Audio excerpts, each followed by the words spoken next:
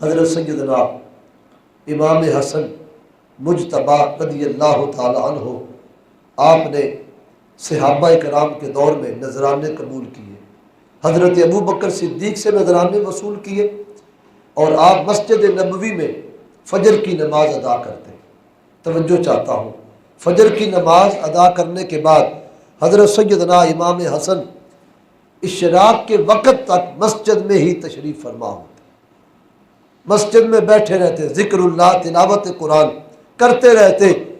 اور جب نفل نماز اشراق کے مسجد میں پڑھتے، مسجد سے نکلتے تو ازواج مطہرات حضور پاک کے حرم ان کے گھروں میں جاتے، اور ازواج مطہرات آپ کو تحائف اور تحفے پیش کرتی، حضرت امام حسن مجتبی وہ تحفے قبول کر لیتے۔ حضرت سیدنا امام حسن رضی اللہ تعالیٰ عنہ نے اپنی زندگی بڑی وقار کے ساتھ اور اچھے انداز کے ساتھ گزاری ہے، بے پناہ سخی تھے، اور حضور پاک علیہ السلام کے بے حد مشابہت رکھنے والے تھے، اور کریم آقا علیہ السلام نے آپ کو جنت کا پھول بھی فرمایا ہے، ریحانۃ الرسول بھی آپ کا لقب ہے،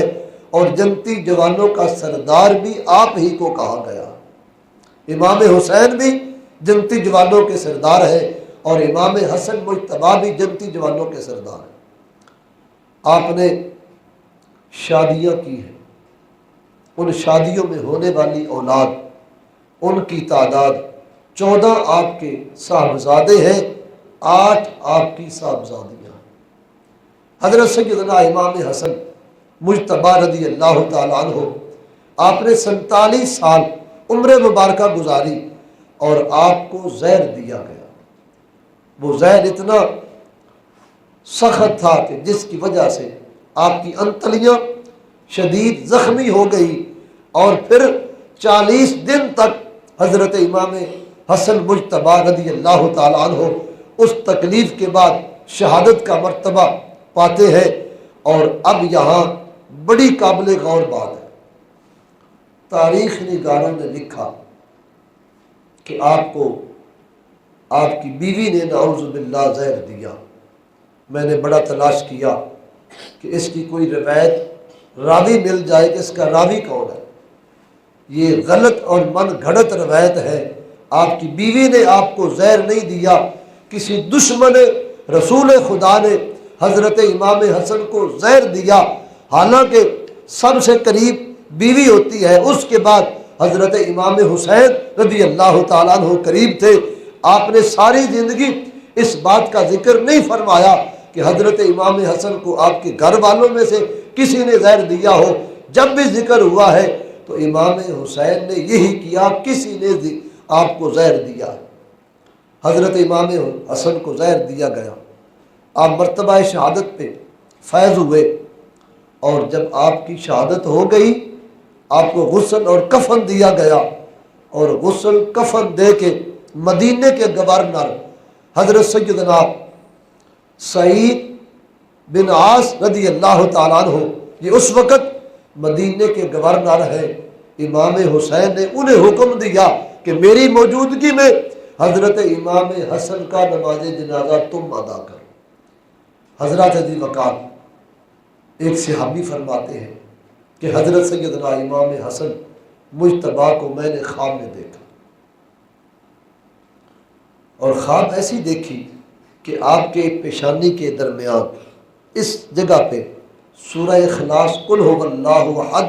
اللہ الصمد یہ تحریر ہے،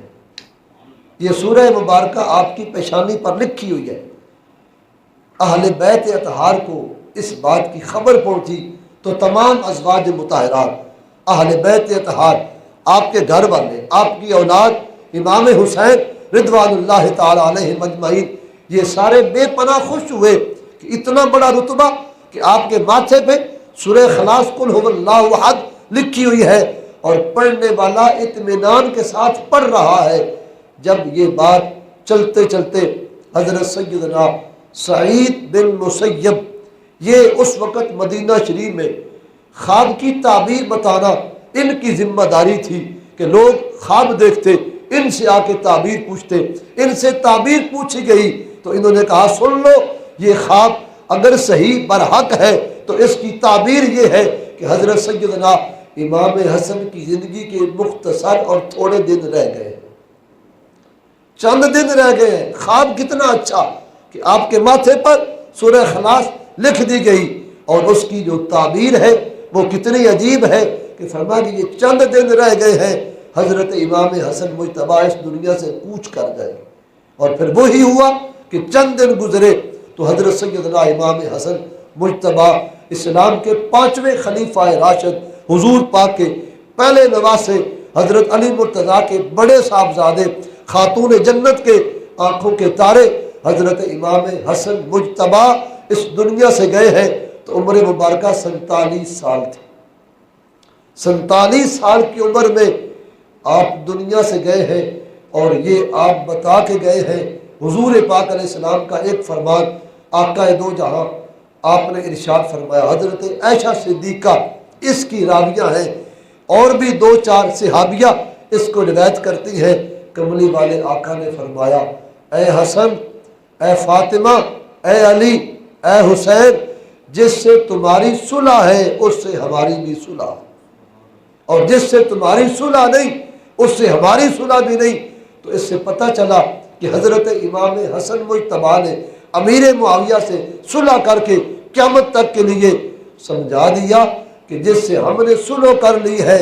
اور ہمارے ماننے والوں کا حق بنتا ہے کہ وہ اس سے صلح رکھے۔